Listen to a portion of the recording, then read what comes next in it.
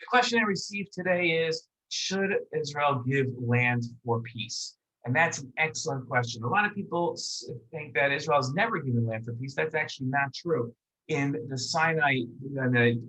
peace deal in 1979 with Egypt, Israel gave the Sinai Desert back to Egypt after conquered it in 1967 for a peace treaty with Egypt. And that peace treaty is held. It's not a war peace, it's a cold peace, but it means that we haven't gone to war in Egypt in over 30 years.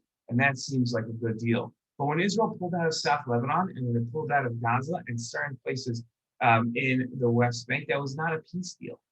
That was a unilateral action on Israel's part, meaning they did it on their own, not in a deal with the Arabs, not in a deal with the Lebanese, not in a deal with the Palestinians, but rather on their own because they felt it would serve their best interest.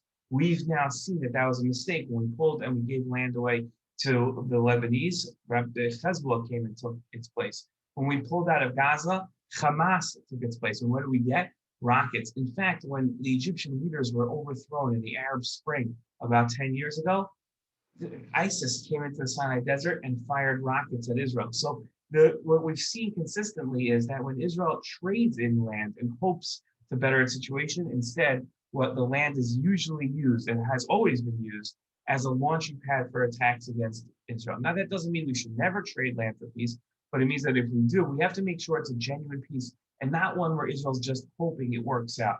There has to be something else, some supporting factor that tells us that this deal will actually work. Other people take the opinion that says, no, this is Eretz Israel.